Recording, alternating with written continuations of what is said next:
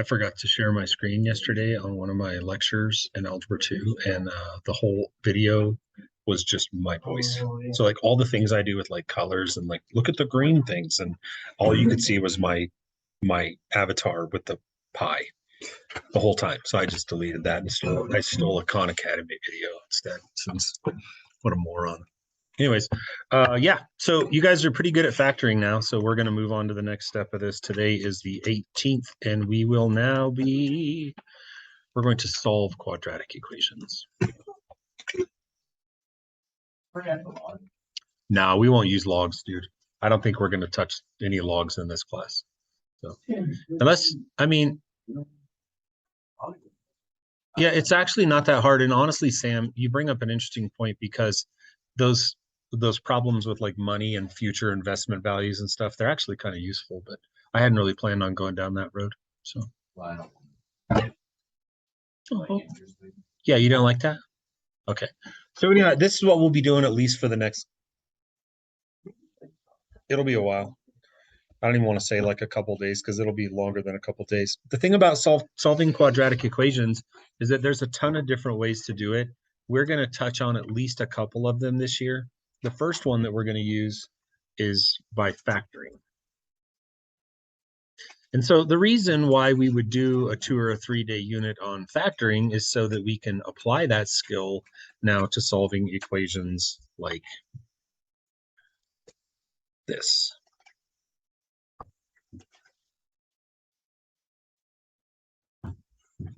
So really good day to take some good notes. We'll have at least 4 or 5 examples, maybe more, and you'll want to get them all in. They're always great examples to look back to, I think. This is hard, huh? Like to look at that. You know, listen, there's a difference between, and you don't have to write this part down. I'm going to write everything I write in blue. I would just ignore, but I still want to talk to you about it. Like when we solve equations like we did at the beginning of the year, like if I gave you 3x minus 4 equals 5x plus 10, this is called a linear equation. And the idea with linear equations is to get the variable by itself. So you remember that like we would have subtracted the 3x over here to get 2x. We would have subtracted the 10 to get negative 14. And then, I mean, it's a process that you've probably mastered by the time you reach this point in high school. The trouble with quadratic equations is that you can't manipulate them like that. It's not going to do you any good. Why can't you, quote unquote, get the x by itself in the white equation?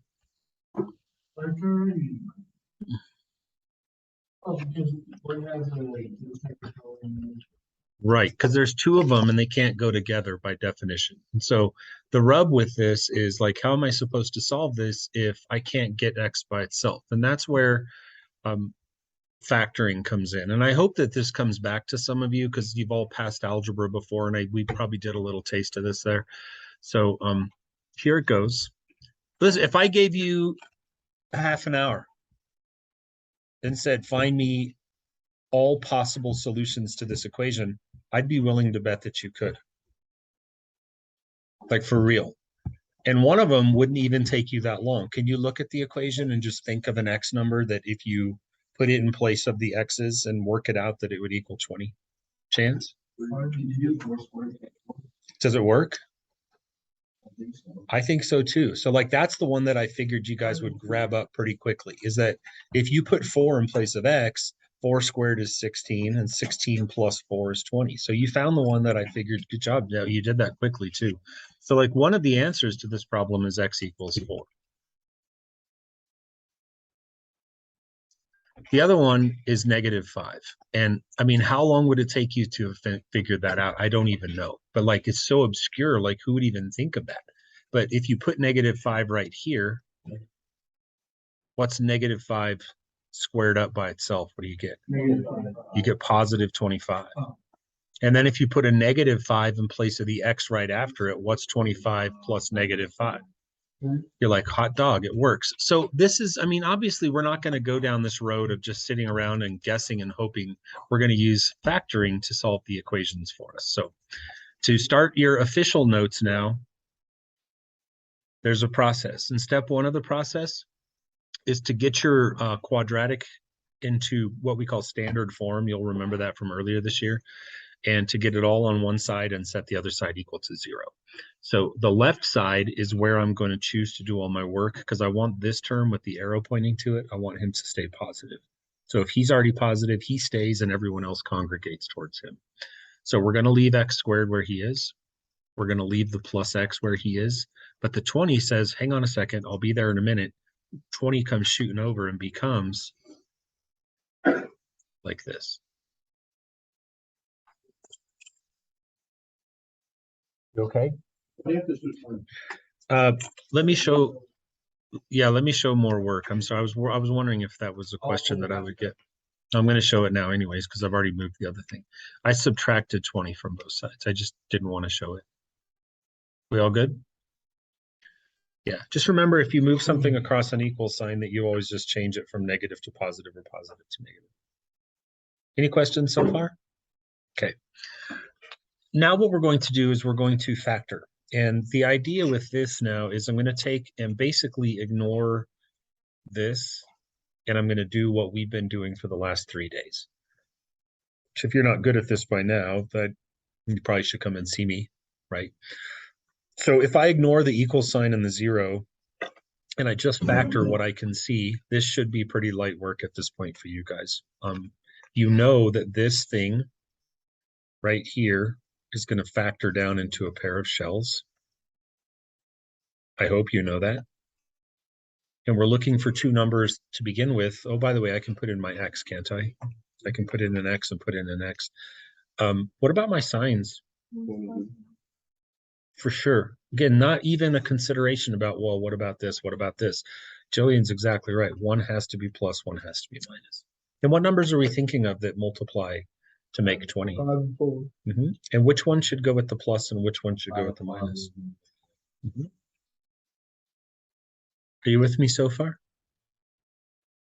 Okay. So now we're going to go off to the side here and we're going to talk about something that it's sort of ironic because it's something that applies to mathematics at all levels from here on out, but it's something that I think a 4th grader could understand. And it's called the zero product property. I don't care if you know that that's what it's called, but the zero product property. And I'm going into this, and I'm not saying the thing about 4th graders to insult your intelligence. I'm telling you that if what I'm about to say doesn't make sense, it's because you're making it too hard. It's a statement that says this. If you have 2 things, not to freak you out, but I'm going to call them A and B. And if I take A and I multiply it by B, and I tell you that the answer is 0. Like if I told you right now in my head, and I am conjuring up right now, I'm thinking of a very specific multiplication problem, something times something, and the answer is 0. What for sure can you tell me about my multiplication problem? One of them has to be 0, right? And again, that's a 4th grade idea. If you assuming you've multiplied it all and you know like 0, my problem, by the way, was 7 times 0. So if you know that 0 times anything or anything times 0 equals 0, then we can complete that blue statement by saying if A times B equals 0, comma, then A equals 0 or B equals 0. Do you agree? Okay. So you might wonder, well, like, why are we talking about that? Well, because the writing over to the left of it in white, check me if I'm wrong, is something times something equals 0, right? And so if this set of parentheses times this set of parentheses multiplies to make 0, then at least one of the sets of parentheses has to be 0, right? So if I said the first set of parentheses, let me recolor code it for you. I'll put yellow. So if we talk about the yellow set, what number could you put right there in place of x that makes that set equal 0? Everyone always says that first, and that's totally normal. But if you put 0 in place of x, 0 plus 5 is not 0, is it? It's 5. So the answer is -5. And that's okay. You did exactly what everyone before you has done. You always say 0, but then you realize 0 actually doesn't work. What does work is -5. And we saw that up above. Remember when we threw out that other answer, -5? And sure enough, I'll be darned, there's a solution to the equation. And then if we look at the blue set, what number could go right here in place of x to make that equal 0? And that's how you solve a quadratic equation by factoring. You set it equal to 0, you factor the non-zero side, and then you make the parentheses equal 0. So you just find all of them that we're going to do. Is it going to matter which side we need? Left, like left or right? Yeah. No, that's all meaningless. So like, let's say on this problem, Brandon, I had the equal 0 over here. No, I mean, and when you have your shield, then like x equals negative 5x. Like which one we do first? Yeah, no, like you don't need both of them. Do you? Oh, we do need them both. Yes. And the reason why, when you solve an equation, I see your point now. When you solve an equation, you're by definition, you're finding all values of the variable that solve the equation. And what we find is that -5 solves the equation and 4 also solves it. And that's why we have to write them both. Does that answer your question? Okay. Yeah, you will get 2 answers for every single problem for the next like few days. Okay, 2 answers. I probably should have been more explicit about that. Let's try again.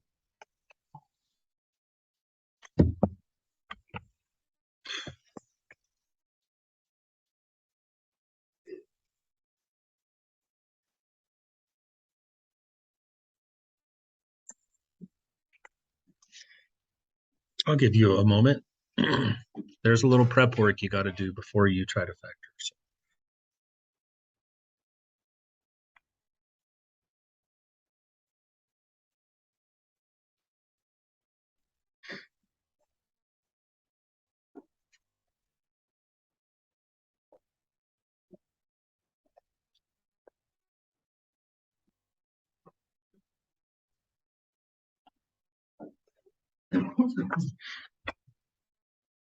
Just to make sure that you're on the right track, like I don't want you to go down like a wild goose chase here, some kind of thing that doesn't exist. Make sure you're all perfectly clear that this -5x is out of place, right? And so he's going to basically come over, but he's not going to just pick some random spot. He's going to tuck himself in between the x squared and the -6, because that's what standard form is all about. So to make sure we're all on the same page, our left side should all say x squared plus 5x -6 equals 0. You don't want to mess up that first step or you're pretty well screwed. Are you okay, Luke? Okay, good. All right, did you guys find the factors? Sage, what'd you get, bud?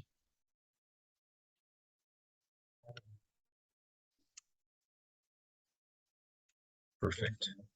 So let's be perfectly clear that what Sage just gave us is, by the way, absolutely wonderful, but they're not the answers, right? They're called the factors. And so we're going to team effort this, and I appreciate you. Good job. I know you have them. I'm going to kind of spread it around. Good job. Kale, what are the solutions then? How do you get those factors?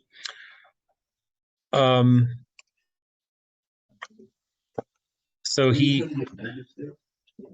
yeah, it's the same thing we've been doing for like 3 days, bro. If you put your x's in your shells to make x squared, right?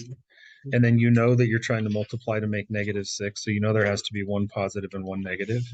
And the answer is either going to be 1 and 6, 6 and 1, 2 and 3. You know, just exactly what we've been doing. And then he just figured out that if he puts a +6 and a -1, then he gets 6x minus 1x, which makes 5x. I need you to understand that he did nothing that we haven't seriously been doing for like 3 days. We're just factoring is all. We just have an extra little twist at the end. Are you okay? So, we don't have to put the 0 on the end of it, right? You mean the 0 that I have on the TV? Yeah. Are you talking about this one or this one? This one or this one? Well, stop it. It needs to be there. It's what makes all this work. Without the 0, we're not solving equations. We're just factoring. The equal 0 is literally what this entire lesson is about. This entire lesson is about the fact that this thing in the blue circle and times this thing in the red circle literally equals 0. Without the equal 0, then we're not doing anything new today. We're just seriously doing what we've been doing all week. Gosh, that's a lot of vandalism. Anyways, this is very correct, right? Say what Sage gave is perfect. And then I went to Kale, but I thought Kale had an answer, but he really had a question. So I know Brandon has the answers. So what are they? X equals I agree with you, sir. So from that part, from the factoring part, we got the X's. Yeah, I don't. Yeah, I just need you to understand something. Do you see this yellow box? Yeah.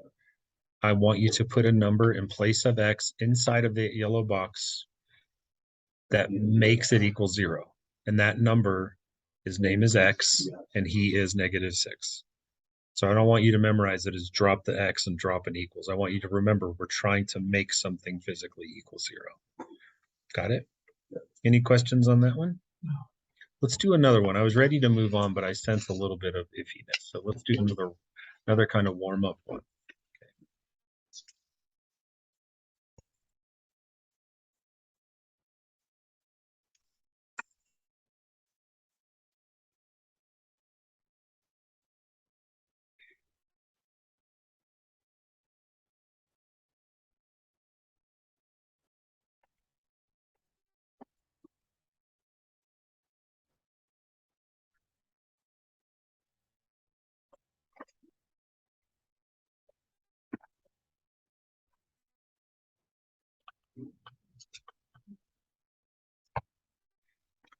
I trust that your uh, prep step was to pull the X across to the left and make it a -X. And so just assuming here that you have X squared minus X minus 72 like this.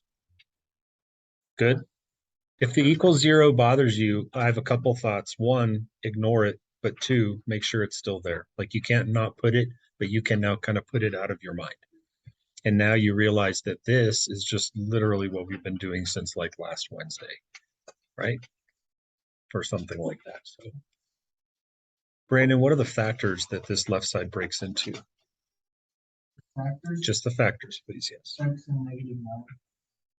So you mean X minus 9 and And good. Remember, these things in parentheses are called factors. It's a noun.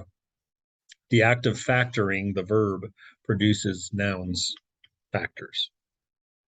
The factors then produce the solutions to the equation. Eli, what are my solutions going to be? It'd be X equals +9 and X equals 83. you can turn it around the way. You mean put X plus 8 first and then X minus 9 second? X plus 9, X minus 9. No, because then it won't equal minus X in the middle. It'd be 1. Factoring only works one way. You're going to really make me go down this road, aren't you? No, you won't. I got you. It's my job. If you want to know if this works, then check your smileys, Sam. Put the plus with the 9 if you want. What do these make? Oh, I see. What do these make? Oh, good. Good so far? You got to know how to factor. I mean, that's really what this is all about. I'm going to pause resuming. They're going to get a little bit tougher now, but not too bad. So I'm going to stop making you set it equal to 0. So just because I want to get through another couple examples here. So I'm going to take care of all of the early work for us and just have it so it's all prepped and ready to go. So the factoring, remember, gets a little bit harder now. This was like on both worksheets that you did, there were the first 6 problems that were like the warm-ups. That's what these were that we just did. And now there's a number in front of X squared. So it gets harder. So it's all set. It's equal to 0. It's time to build our shells. And the shells are going to start with what? Definitely a 2x in one of them and a single x in the other. I sure hope you've gotten this figured out, that this is just what we've been doing with a little extra twist at the end. Tell me about my signs. 2 plus, 2 minus, 1 of each. 100% one of each. And remember that make sure you're using a pencil because your plus and minus could be backwards. It's all good. And now we run through the list of things that make 12. There's 1 and 12, 12 and 1, 2 and 6, 6 and 2, 3 and 4, 4 and 3. And as I've said many times, I tend to like starting where the numbers are closer together. And so you said 4 like this and 3 like this. Sure, let's give it a shot. So if we check our smileys, we get 4x from the center. And what do we get on the outside?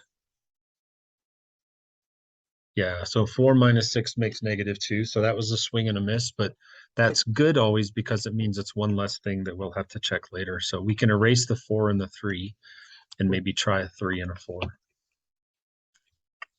What does the green make? Green makes 3x. What's red make? -8. And what's 3 and -8? And we didn't want -5. So like I heard, we do have to switch our signs around. So we're going to change this to a -3 and a +4. Now, that's factoring. Imagine how poorly this lesson would be going if we hadn't spent 3 days on factoring. So now that we have the physical factors, we need to make them equal to 0. So this one that I'm underlining in blue, can you think of a number that makes that entire set of parentheses 0 out?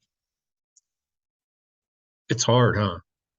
Imagine that this 2 weren't here. Watch my pen up here. If that 2 weren't there, what would you say? So the answer is x equals +3, but you have to divide it by 2. You simply do it like normal, but divide by the number that's in front of x. And then, of course, this one over here is just plain Jane, right? X equals -4.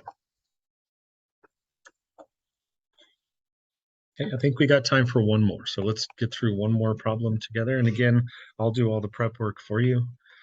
It's all set equal to 0. We just got to factor. Factoring's hard. I don't say that sarcastically. Factoring is just hard.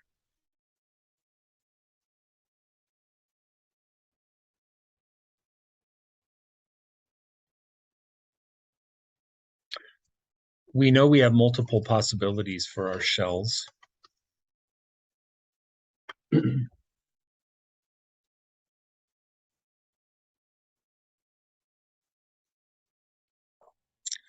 do we know about our signs?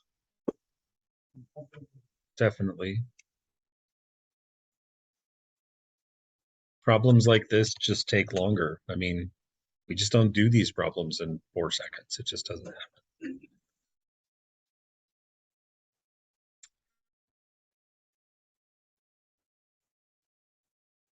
Anybody find? I know Sage found the combo. I can tell because he packed up. Anyone else find the combo?